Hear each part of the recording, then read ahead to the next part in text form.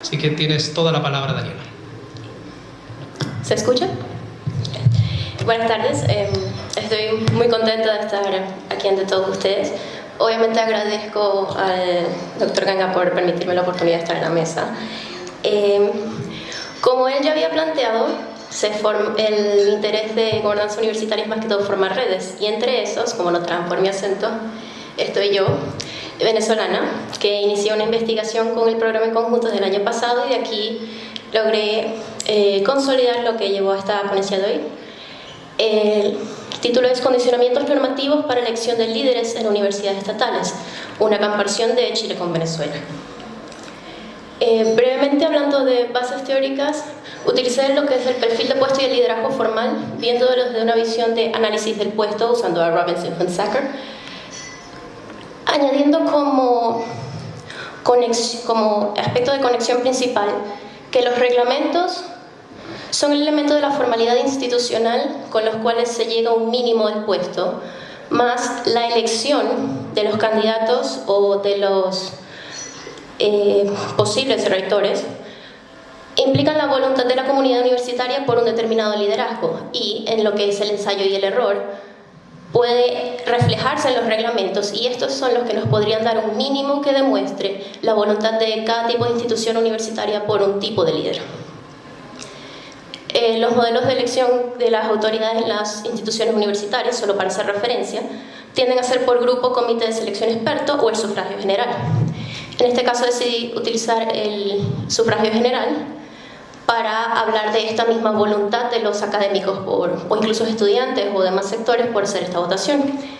Por lo cual en la metodología hice una investigación obviamente comparada, tomando como población universidades del Estado. Pues es bien interesante destacar que para Chile y Venezuela la autonomía universitaria que permite elegir sus autoridades está plasmada específicamente en universidades del Estado. Las universidades privadas dan diferentes conceptos de lo que es la autonomía en un marco legal, simplemente se rigen por grupos de comité experto, mientras que son las estatales o públicas, llámese dependiendo del país, las que demuestran esta voluntad por los académicos de elegir a quienes verdaderamente quieren que los rijan. Brevemente, yendo directamente a los resultados, en el cuadro 1 hago una síntesis de las normativas o las leyes que rigen a las normativas de ambos países. En el caso de Chile hay dos. No porque no haya leyes de educación completas, sino porque estas, debido al proceso histórico de la dictadura, dicen básicamente lo mismo, que se reflejan en estos dos documentos. La Ley 19305, que habla de modificar estatutos orgánicos de las universidades estatales en materia de elección de rector específicamente, y el TFL número 1, que fija normas sobre grados, títulos a conferir, protocolos, fines estructurales. Realmente habla en general sobre lo que se considera eso una universidad. En el caso de Venezuela hay una rigurosidad mayor, hay un escalafón. Primero se empieza con lo que es la Constitución, la cual restringe y guía las leyes de menor grado. Esto no se encuentra en el caso de Chile. También está la Ley Orgánica de Educación, la cual aporta específicamente lo que es la función de la educación universitaria y los valores en sí por los cuales debe guiarse. Indica las funciones de los rectores y cómo estos están sujetos moralmente a la Constitución, pues hay muchos elementos sobre lo que es la moralidad en este caso, del país. Y se explica y aclara el principio de autonomía universitaria, como planteé anteriormente, que es lo que define que pueden elegirse autoridades, y esto todo específicamente para las universidades estatales. Por último, pero en realidad uno de los más importantes, es que se encuentra la Ley de Universidades, de nuevo algo que no se ve en Chile, sino hasta unas nuevas propuestas que se están dando apenas desde el año pasado, 2016. La Ley de Universidades data de 1970 y sin embargo es un documento bastante completo que establece todos los parámetros referentes a elecciones y todos los parámetros referentes a las especificaciones necesarias para cargos, funciones e incluso funciones en general de lo que es una universidad. Esto permite dar muchos aclaratorios de una vez sobre cómo debe funcionar una universidad, y esto permite incluso que las universidades se guíen sobre cómo innovar sobre sus propias instituciones. Esto no se observa en Chile y eso causa que haya mayor libertad en el país, en Chile, pero a la vez no haya una guía que permita definir una posible receta de qué es lo mejor, y esto causa debate, por lo cual apenas es desde el año pasado que se está pensando en hacer algo más general.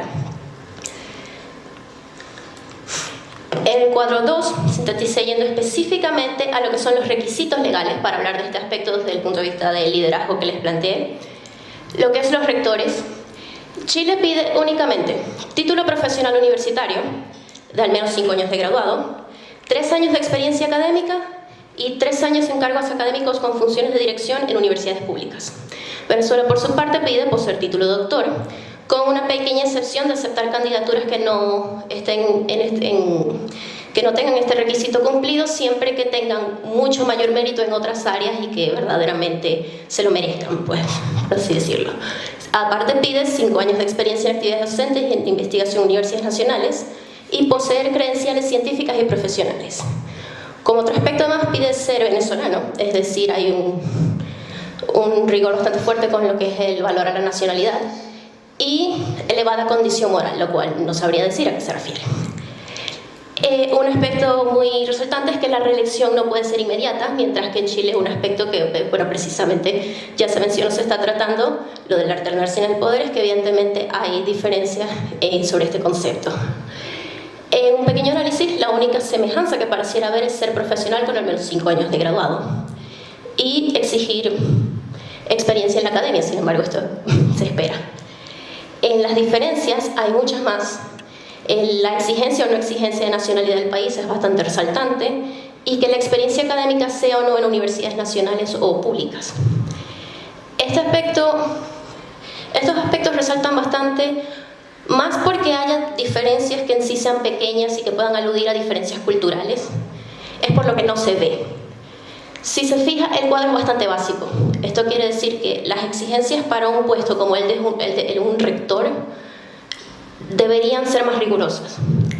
Y se ve bastante simpleza en la forma en la que se expresan y permite muchas candidaturas que quizás no sean las adecuadas. Esto puede tener mucho que ver con un análisis que hago un posible artículo de texto completo de estos avances que les estoy planteando hoy, y es que la mayoría de los documentos están bastante fuera de fecha. La Ley de Universidades en el caso de Venezuela es de 1970, la Ley 19305 de Chile es de 1994 y fue más una adecuación post-dictadura para tratar de tener algo que fuera propio. Sin embargo, se puede decir que todo hace falta hacer muchas reevaluaciones para ver verdaderamente qué se acopla en la realidad. Por otra parte, se tomaron las normativas internas de las universidades que determinan las diferencias con el marco legal. De aquí se ven que hay más especificaciones sobre otros requisitos, más que todo en Venezuela. En Chile prácticamente se va hacia lo que es la ley. Solo una universidad, la Universidad de Chile, pide no ser inferior a titular. Si me pueden decir cómo voy con el tiempo. En lo que es la categoría académica, también se pide en el caso de Venezuela no ser inferior a asociado por 9 de las 16 universidades estatales. Se puede ser jubilado. En lo que es la dedicación o tipo jornada exclusiva por al menos 10 años. Como pueden ver, hay bastante énfasis en muchos aspectos específicos, más que todo desde Venezuela, pero no hay un aspecto concreto en el cual llevar todo a una sola ley.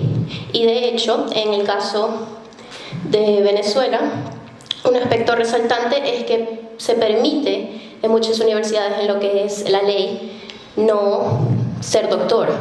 Y esto va en completa contravención a lo que dice la ley, es decir, que están exigiendo menores exigencias, que si bien no necesariamente sea un paso hacia adelante desde el punto de vista académico, quizás se acopla más a la realidad, puesto que tener doctores no es algo tan sencillo. Esto implica que en definitiva las leyes tienen que ser completamente evaluadas, sea para ser más suaves, para ser más específicas o para ser más rigurosas. Por último, acortando el tiempo, las conclusiones generales es que ambas normativas son cortas y bastante genéricas en muchas áreas, por lo cual hay necesidad de ajuste y actualización. Hay una marcada diferencia en la posibilidad de reelección, puesto que en la ley venezolana de hecho se estipula en un parágrafo único, mientras que en la ley chilena es de apenas 2 frases y no hace mención alguna. Y de hecho, la ley permite la reelección indefinida, a pesar de que había varias universidades que en sus estatutos anteriores tenían la propuesta.